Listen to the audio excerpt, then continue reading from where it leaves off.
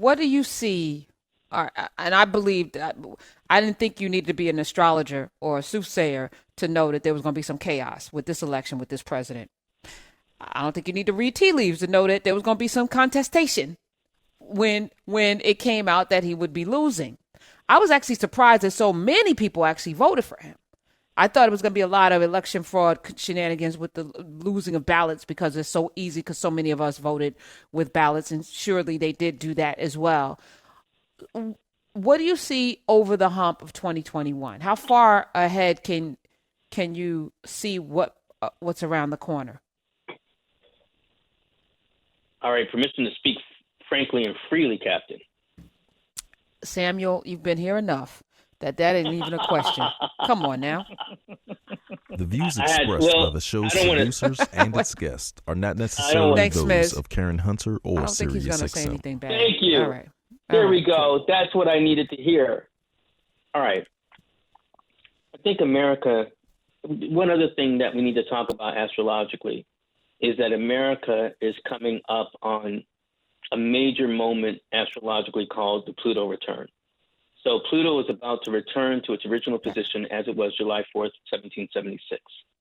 That's war. Pluto is war, right? It means change, revolution, transformation. So you hooked into it. It means that America has some unfinished business that it didn't resolve and deal with in 1776. So one way to look at it, just to be blunt, as Malcolm X put it, the chickens may come home to roost. So it may be that America is dealing with its fundamental issues in economic and political disparities.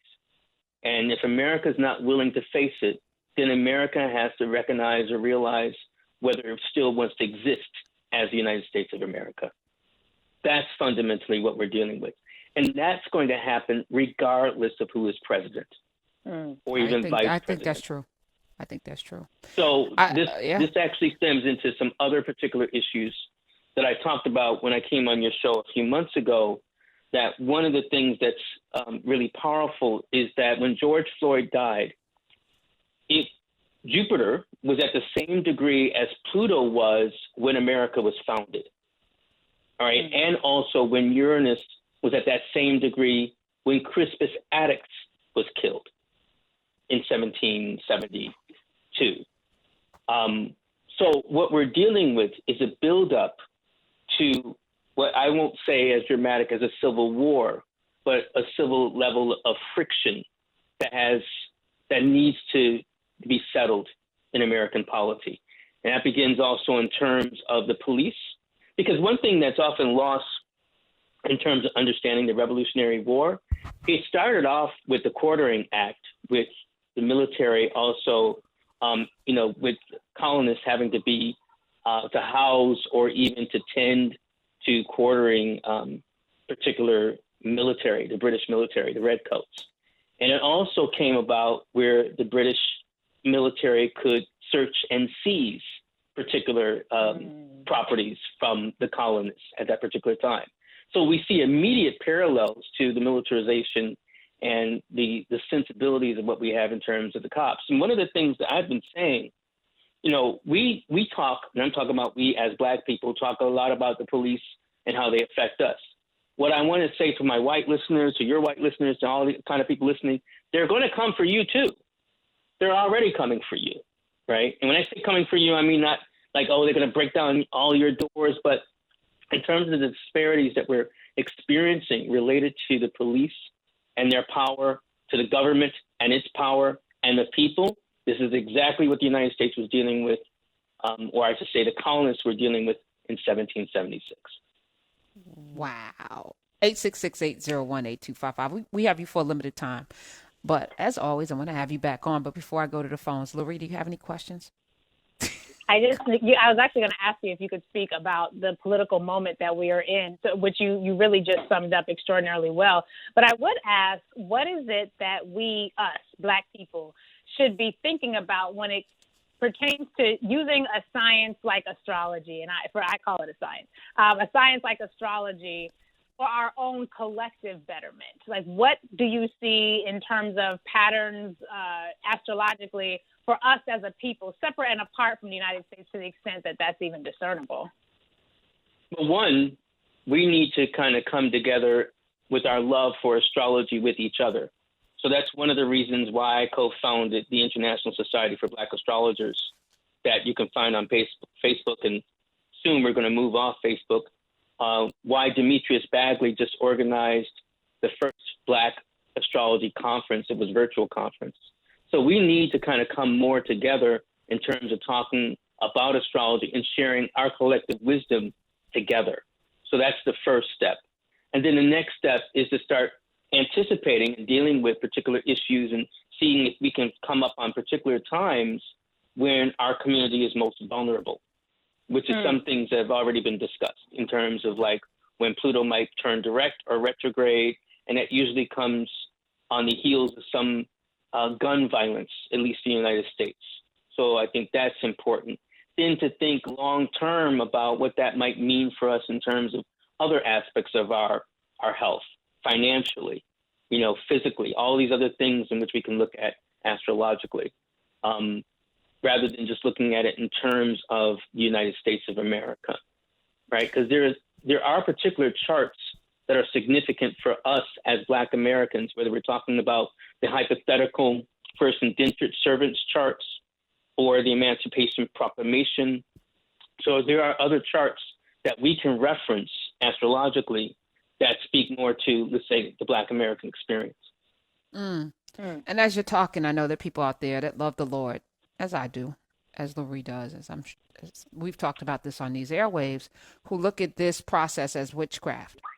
They look at it as, this is against God, this is Satan's work, this is demon work. And, I think about the Haitian Revolution, and I think about all of the ways in which we've been indoctrinated to not embrace the drums and not embrace chanting and not embrace the ancestors. You can have God and your ancestors. You can. And as I evolve spiritually, I'm realizing that there's a reason why we were taught to demonize certain things, because they're superpowers if we utilize them and we use them collectively, and we use them in love, and we use them, to empower ourselves. What are your thoughts on that? Oh, I think absolutely. When I meet a Christian who, says like what you're doing is against the Lord, usually, and I understand because I'm a former Christian. I know Larry's a former Christian, right? We're both former Christians. I'm a former Baptist minister. First question I asked him was like, oh, so what were those people who were seeking Jesus doing when they were looking for a star? What do you think they were? You think they were just star watchers who just looked at stars? They were astrologers. They were the Magi, right? So the first people who found Jesus were astrologers. And who were led to Jesus by following those stars. Following those stars, right. So, and one thing that's important for that particular moment, it's believed astronomically, not astrologically, but astronomically, what they were looking at was a conjunction between two key planets, Jupiter and Saturn, which happens every 20 years. But there's a particular cycle when those two planets come together in a new element, right, which only happens around every 200 years or so. So, and that usually is coterminous with people saying that's the birth of a prophet or some kind of seer. So guess what's happening on December 21st, 2020? Jupiter and Saturn are coming together in Aquarius for the first time in, I would say, thousands of years. What, December what now? There's another significant moment related to that. What did you say? I'm sorry. December Aaron. What? 21st? I believe it's 21st, yeah. So that's around the solstice. Yeah. God, which is not Jesus' birthday, by the way. So is there going to be a Messiah or an Antichrist? Is it a person, place, or thing? Astrologers, and I am too, are much more excited about this as not so much, looking for a particular person. I don't think we're going to start the journey again. Like, where's the next Messiah? By the way, I believe the Prophet Muhammad sallallahu alaihi wasallam was also born during a Jupiter-Saturn conjunction, right? So that's another kind of significant thing. But I think what we're watchful about is that this really augurs a new era.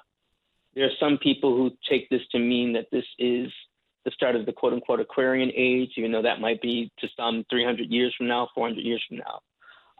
But some are thinking that this might be, because it's in the air sign. So all things related to air, communication, it might be like the burgeoning of something that is as big as the World Wide Web. So the other thing to know, though, that we have to be watchful of, especially with a new administration, because we might want to romanticize Biden-Harris. I'm just going to be. Oh no, we do not. Not here. Okay. We do not want to do that. Great. Here. I know some people romanticize them and like, oh, blah blah blah. And especially when people romanticize the Aquarian age. But in traditional astrology, Aquarius is a sign, and we just had an Aquarian on. Aquarius is a sign of Saturn. So there is a very doctrinaire, there's a very hard-nosed, there's also possibly even oppressive aspect to Aquarius. What I also like to joke about with Aquarians, 2 jokes I have. Aquarians is like, I love humanity. It's people I can't stand, right? So it's kind of like one particular element that can be with them. The other joke I might say is that they're like the train conductors who say, like, all aboard, but you better have their ticket of belief, right? Because if you don't have their ticket of belief, it's by the wayside, like your stop is here. So we're going to have to be prepared thinking about, like, okay, are we really talking about creating participation and community? Are we really living up to these ideals and sense of connection? Or are we just saying, like, it's just my way or the highway? That's going to be on the level of government. That's going to be on the level of personal relations. That's also going to be on the level of interpersonal relationships within community. This is why, okay, now I'm going to go into some tribute related to my sister here. This is why I really do love Sankofa. You have to understand that during the years I was in Bed-Stuy, and I'll say it, I'm a former Black nationalist, more so in terms of studying with Malifi Keita Asante at Temple.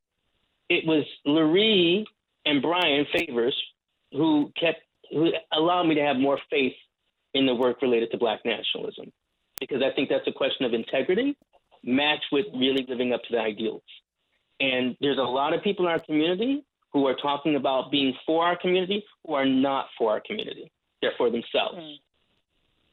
And so we have to be willing to also call that out and say, like, let's be about it. Okay. All right. And I'm not an accommodationist now either. I'm my own thing. I would just say I'm more so, I believe in putting Black people first. I don't think we need to have our nation. I think we need to take over their table. They've demonstrated that they can't really augur or argue for humanity, so we need to argue for humanity ourselves.